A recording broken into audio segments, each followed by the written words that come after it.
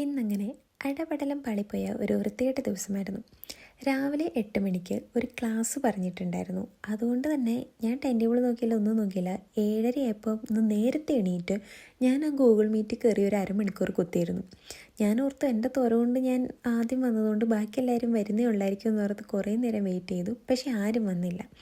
പിന്നെ കുറേ നേരം ഇരുന്ന് ഞാൻ നോക്കിക്കഴിഞ്ഞപ്പോഴാണ് എനിക്ക് മനസ്സിലായത് ഇതിലെവിടെയോ ഒരു പാളിച്ചയുണ്ട്.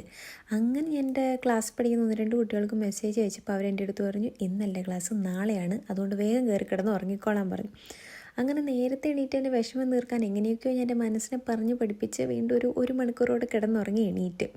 പിന്നെ നേരെ പോയിട്ട് നമ്മുടെ ബ്രേക്ക്ഫാസ്റ്റ്, ഇതാണ് എൻ്റെ ഏറ്റവും ഫേവറേറ്റ് ബ്രേക്ക്ഫാസ്റ്റ്, ഗാർലിക് ബ്രെഡും ചായയും. ഈ ചായ ഇതെന്ത് പാലാന്നൊന്നും എനിക്കറിയത്തില്ല, പക്ഷേ ഈ സാധനത്തിന് എക്സ്പയറി ഇവരൊരു 8 മാസത്തോളം പറയുന്നുണ്ട്.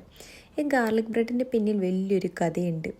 ഈ സാധനത്തിൻ്റെ പുറത്ത് വെണ്ടയ്ക്ക അക്ഷരത്ത് റെഡി ടു ബേക്ക് എന്ന് എഴുതി വെച്ചിട്ടുണ്ട്. എന്നാൽ ഈ സാധനം ഞാൻ പച്ചയ്ക്ക് കഴിച്ച കഥകൾ വരെയുണ്ട്. നമുക്കിനി അരി തപ്പാൻ പോകാം. താഴത്തെ 2 ഷോപ്പുണ്ട്. ഈ സൈഡിലൊരു കാരഫോറുണ്ട്, ഇപ്പുറത്തെ സൈഡിലൊരു ഏഷ്യൻ സ്റ്റോറുണ്ട്. ഇതിൻ്റെ നടുക്ക് ഒരു ബിൽഡിങ്ങിൻ്റെ 4ാം നിലയിലാണ് ഞാൻ താമസിക്കുന്നത്.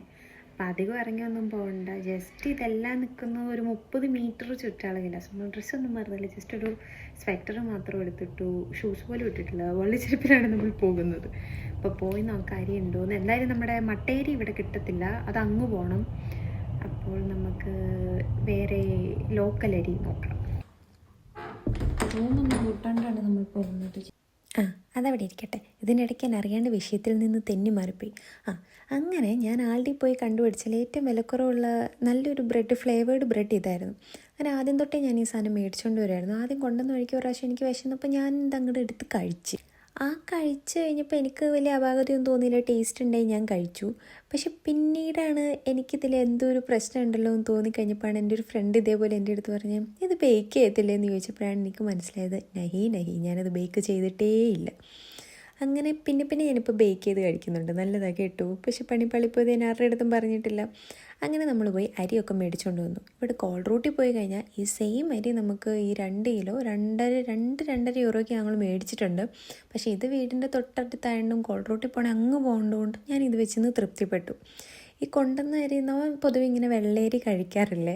എൻ്റെ നാട്ടിലെ ഫ്രണ്ട്സൊക്കെ ഇങ്ങനെ വീട്ടിലെപ്പോഴും നമ്മൾ ചുമന്ന് കുത്തരി, നല്ല നീട്ടമുള്ള ചുമന്ന് കുത്തരിയാണ് വെക്കല. അപ്പോൾ എൻ്റെ ചില ഫ്രണ്ട്സൊക്കെ എന്നെ ഇങ്ങനെ കളിയാക്കും, ഞങ്ങളുടെ വീട്ടിലൊക്കെ ഞങ്ങൾ നല്ല റേഷൻ അരിയാണ് മേടിക്കുന്നത്, അത് ഇതിലും നല്ലതാണെന്നും പറഞ്ഞ അവന്മാരിങ്ങനെ കളിയാക്കും.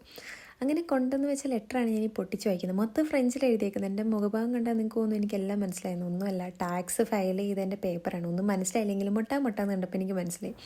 അങ്ങനെ ഇതായിരുന്നു ഇന്നത്തെ ലഞ്ച്.